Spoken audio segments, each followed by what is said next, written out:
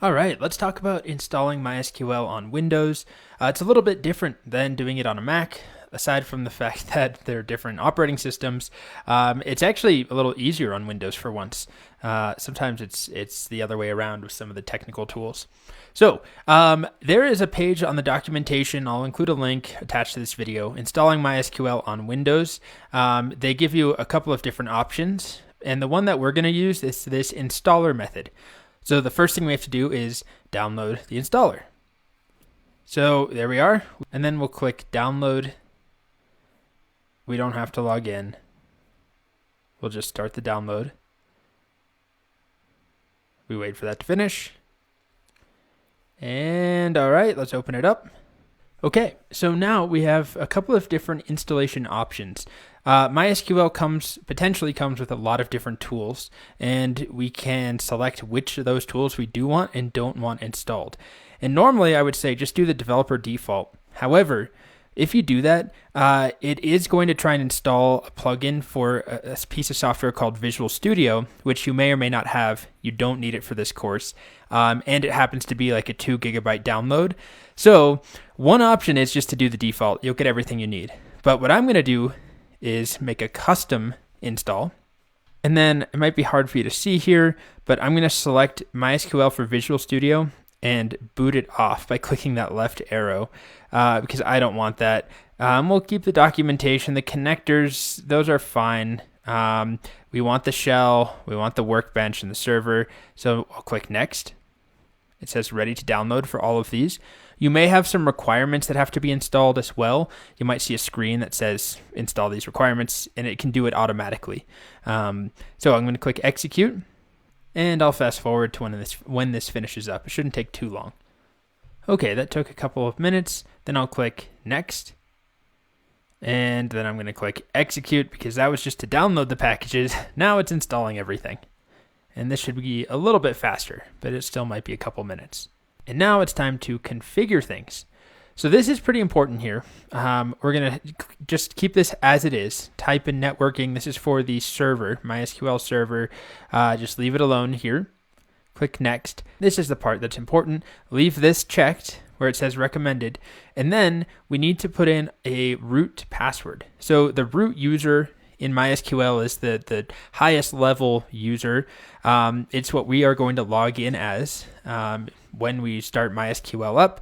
So you want to come up with a password you'll remember. You can change this later, but it's very important that whatever you put in here, you remember. So I'll do some password in here. Not telling you. Okay. Now, only medium. Well, I've got to type it with a mic in front of my face while talking, so sorry, I'm keeping it medium. And then I'm just going to keep it at that. You could add some users here. We're not going to worry about that for now because it's so overwhelming to install this anyway. We just want to get writing some SQL as soon as possible. So then I'm going to click next. And then here, there's a couple of options. Do I want to configure MySQL Server as a Windows service? Sure, we can do that. I'll leave the default name, MySQL 8. Start at the system startup, sure. And I'm going to click next again, click next again, and then we're going to click execute.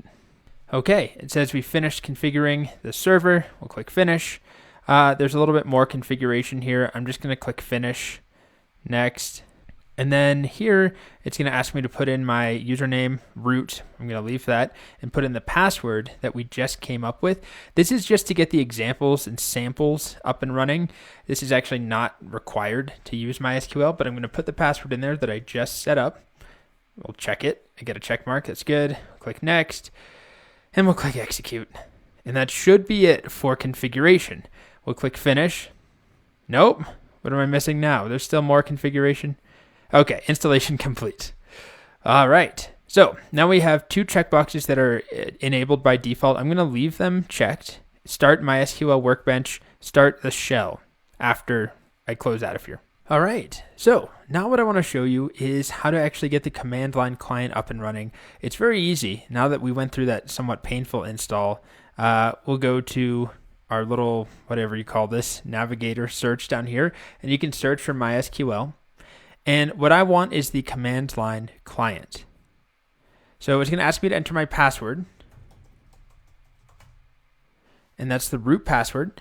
And now I'm in. I have the command line access that I showed you the equivalent on my Mac. Right now here I'm on my Mac. It doesn't look very Mac-y, but this is my Mac. I just have a terminal window open. And I want you to see when I run this command and type my password, I see the same prompt. So you don't have to do that, fortunately. All you have to do is go down here, go to command line client, and it opens it up for you. You can type your password. And now we can run some MySQL commands, a very simple one. How about this? Select 1 + 1 and a semicolon. And it tells me the answer is 2. We're using MySQL as a calculator. So we're not going to learn anything else in terms of syntax, except I guess I'll show you how to quit out of here. You could just X out, but if you do quit and hit enter, is it letting me type? There we go. The whole thing goes away. Now, moving on to the workbench. This is where I suspect a lot of you will prefer to write your code. You'll see that it has this connection already set up. It knows about my local instance of MySQL. I could theoretically, you could have multiple connections, but for this course, you really just need that default one. So you'll click that. You'll have to type the password. You can ask it to save the password if you want. Click OK. And this is then going to connect to our MySQL server. So this allows me, I'm going to shrink this down here and shrink most of this down. This is where I can type my SQL code. I can't make the font bigger very easily. I can magnify, I guess, but the font itself won't get much bigger. But if I do the same thing I just showed you, select 1 + 1. Oh, I typed select twice somehow. Again, don't worry about the syntax. Just try typing it and click this lightning bolt. And right here, we have our result. So the same answer, of course, we would expect to get 2. But as I showed you a couple videos ago, whether you type it directly in the command line or you type your code through an editor like the SQL Workbench, you'll get the same result. So this is nice because it allows you to type a bunch of stuff, right? Have a bunch of files going. If I click this right here, this icon will make me a new SQL file. You can save them. There's a lot to it, so you can do file save. You can use a shortcut. And that's kind of all you need to know for now. So you'll type a query or whatever your SQL is. Let's do 2 of them so you can see the difference. Let's select 8 × 9, so a star. And then I need a semicolon. That semicolon is very important. So I have 2 things in here. If I click the lightning bolt, it runs the entire script. And that means it runs this first. We get a result, which you won't see right away. It's over here. I have results. This first result, and then I have a second result for this query. Or alternatively, if I shut both of those down, what I can do is use this lightning bolt here, the second one, that will only run whatever query my cursor currently has selected. So let's select this one. I click this lightning bolt, and I only see 2 as my answer. 1 + 1 is 2. So it didn't run both of them. But that's really all you need to know to get through this course. Type your query, save the file so you have it, and then click the lightning bolt to run everything in your file, or click this other lightning bolt to only run whatever your cursor has selected.